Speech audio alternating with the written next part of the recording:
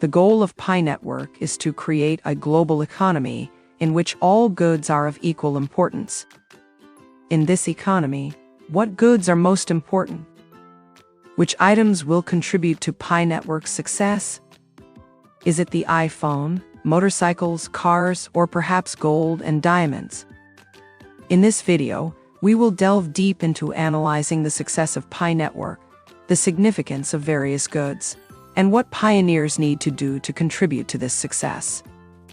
Like, subscribe, and share this video with everyone if you find it valuable and beneficial to the success of the pinetwork project. Everyone joining the pinetwork project has desires. Picoin may help one overcome difficulties or even achieve wealth. And there's nothing wrong with wanting to use Picoin to buy an iPhone 15 or even exchange it for a motorcycle or a car. However, all these high-value goods are not the most important items for the pinetwork project. You might find this confusing, but it's the truth. These products merely represent wealth. For pinetwork to succeed, we need other products within the pinetwork's egalitarian economy. Let's reiterate, it's not gold, not iPhone 15, not even cars. The most important goods for the pinetwork project are the same essential goods that have been vital to the world throughout history. These are items whose true value many fail to recognize.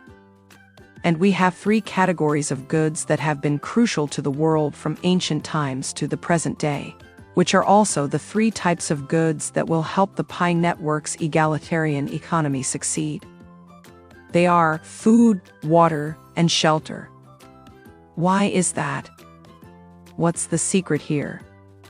If you look back over thousands of years of world history, humans have survived without gold, silver, gemstones, or iPhones, but we would perish without food, water, and shelter. And even today, despite our modern world's need for connectivity and the internet to communicate and for you to watch this video, fundamentally, everyone still needs three basic goods: food, water, and shelter. It's just that if you have easy access to these three things, you might forget how essential they truly are. Those fleeing war in Ukraine understand this well. The impoverished in many African countries understand this. The people of Gaza understand this.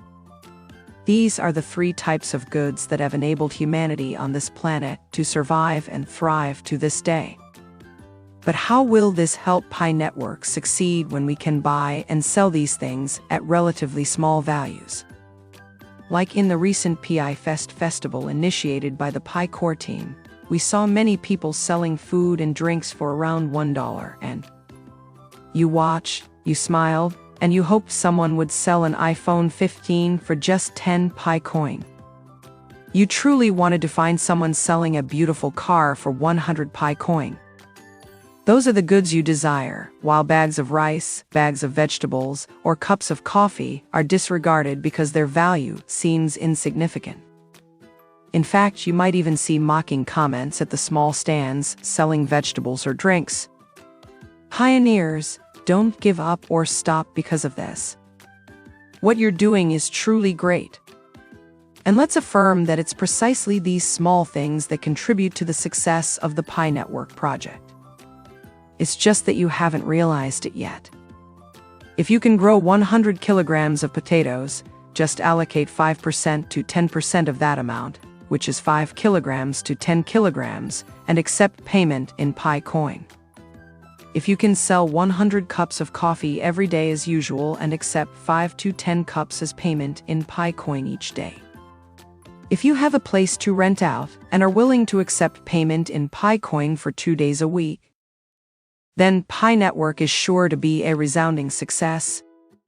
These may seem small to one person, but imagine if 55 million members all did the same thing. We'd have how many kilograms of potatoes? And that's not all. The truly massive thing lies behind it, something capitalists don't want us to realize. We can plant potatoes day after day, year after year, so it's not just multiplied by 55 million, but by countless more until the earth can no longer support cultivation, until we run out of water, until all the houses on Earth collapse. If we can collectively provide these 3 types of goods to Pi Network, no matter how insignificant, as long as we continuously provide them within our capacity, then Pi Network's potential is limitless. At this point, many will say, so the Pi core team is leveraging the community for success? But remember, 80% of PiCoin belongs to our community. So, to make the Pi Network project successful, not us then who? We are the ones holding the most PiCoin, so the more successful Pi Network becomes, the more we benefit. The more you contribute to the Pi Network project, according to your ability, even if it's the smallest contribution, the important thing is to do it daily and consistently. If you can do that, Pi Network will quickly reward you with even greater value. Why is Pi Network called a revolution? Because this project can harness the community's power, and that community power consolidates value into Pi coins. When you study the Pi Network project, you might find it strange that the strongest Pi Network communities are in Asia and Africa, in countries like China, South Korea, Vietnam, India, or Nigeria. And it can be said that the majority of Pi coins are allocated to these countries. Meanwhile, Pi Network communities in Europe and America are developing slowly and have fewer members. By now, they may have started developing, but the rate of mining PiCoin has decreased significantly, so the amount of PiCoin owned by Europe and America is very small. And when Europeans and Americans want to use the food, drinks, and housing of Asians and Africans, they will need to spend money. If we provide these goods using PiCoin where we live, they will buy PiCoin to use much more conveniently than exchanging currency. This demand will never end and will be the largest, most enduring liquidity source for Pi Network. So now you understand, not us then who? We are the ones who create Pi Network's success. Asia and Africa are the sources of food and water for this world. If you're growing potatoes, each harvest season, just provide 5% to 10% of your yield to Pi Network. If you're growing fruits, pineapples, or coffee, provide Pi Network's economy with great cups of coffee, fantastic smoothies. Just 5% of the quantity you sell regularly each day is enough. If your area has regional specialties unique to your homeland, you can sell them and accept PiCoin payments, even with limited quantities per season. Regarding accommodation, it depends on your financial ability to provide. Even on the days when you have the fewest guests in a year, dedicate those days to accepting PiCoin payments. You can even consider it as advertising costs. And it's precisely these small things that contribute to Pi Network's success. Everyone, regardless of age or gender, if you want Pi Network to succeed, take action, no matter how small, and it will lead to success. Will you do it?